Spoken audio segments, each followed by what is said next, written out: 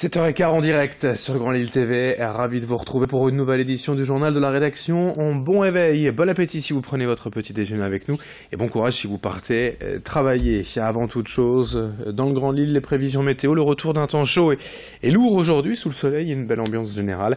Quelques nuages en fin d'après-midi pourraient entraîner des orages assez violents. On attend jusqu'à 33 degrés pour les températures aujourd'hui.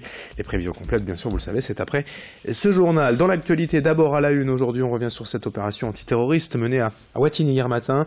Un homme de 42 ans soupçonné, je cite, la police de projeter une action violente a été interpellé dans la nuit vers 3h30 du matin. Des dizaines de policiers et d'hommes de forces spéciales ont forcé la porte de cette maison rue Philippe Girard. Il visait un homme soupçonné d'entretenir donc des liens avec un groupe de motards belges liés à la mouvance djihadiste. 4 autres personnes ont d'ailleurs été arrêtées hier à Bruxelles dans le cadre de cette même enquête. Forcément sur place, tout de même les riverains ont vécu un moment particulier, le bruit en pleine nuit, la présence policière. Nos journalistes étaient sur place pour vous résumer cette opération.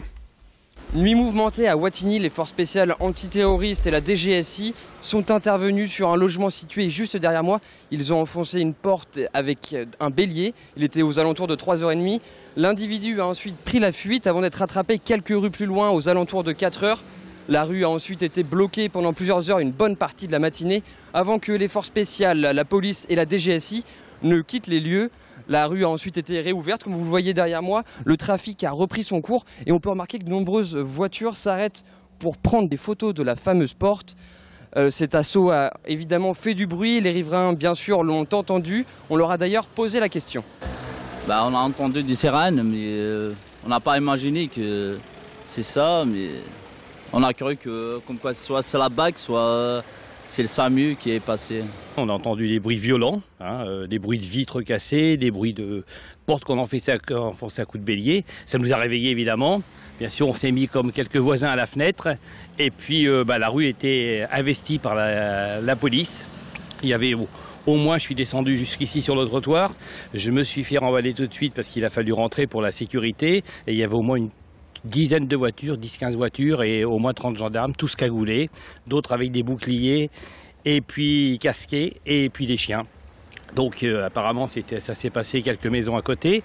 Et puis une demi-heure après, on a vu revenir une personne encadrée par une dizaine de policiers, menottée dans le dos et qu'ils ont emmené directement vers les quarts de gendarmerie qui se trouvaient au bout de la rue.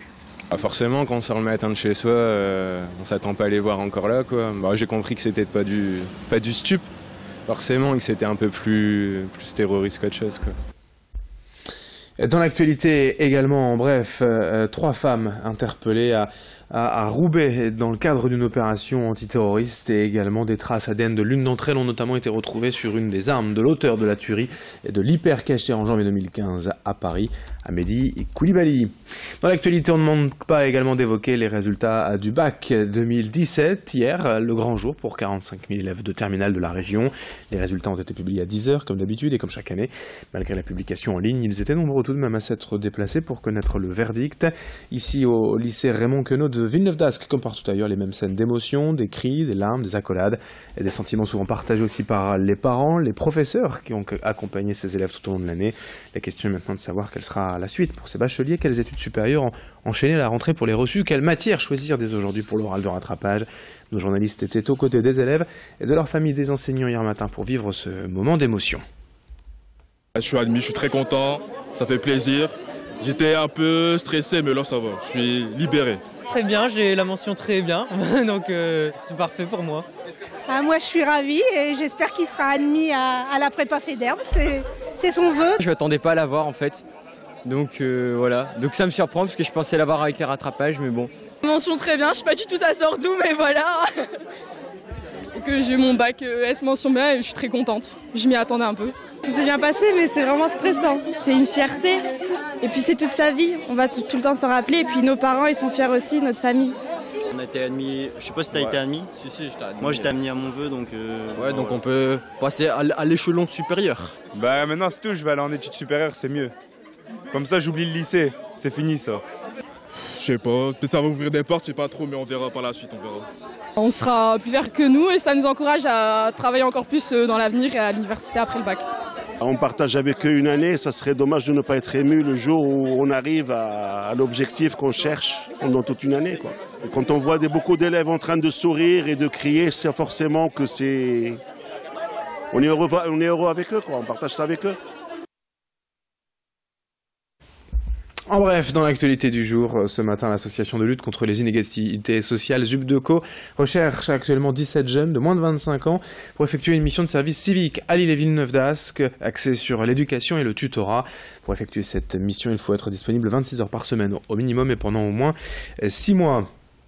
Dans ce journal et également après 20 ans de travail, l'association Réveil, présidée par Myriam Catouar, est en passe de déménager dans la ferme Jovenot à Ouascal. D'ici septembre, ce site du 19e siècle en pleine rénovation devrait donc accueillir les services de l'association, mais aussi et surtout des logements pour traumatisés crâniens. Et depuis un an, les travaux ont été lancés, 850 000 € en tout, et malheureusement quelques coûts supplémentaires arrivaient par surprise. En tout cas, cette résidence habitat partagé va comprendre en tout 6 logements pour les traumatisés crâniens. L'objectif, leur permettre de garder leur indépendance tout en bénéficiant de services médicaux et sociaux au quotidien. Déjà 17 demandes de personnes blessées qui seront donc étudiées car il n'y aura pas de place pour tout le monde. Explication, présentation de ces logements au micro de nos journalistes. C'est pas un établissement, c'est pas un placement. Vous payez votre loyer, vous touchez votre allocation logement. On les aide à faire leur dossier à la MDPH pour qu'ils aient les aides humaines nécessaires, une aide au transport. L'association organise aussi des vacances, donc on peut aider à faire des projets vacances, les chèques à NCV. Enfin, c'est tout un montage assez complexe pour dire qu'on vit chez soi. Ils sont locataires et vivent chez eux.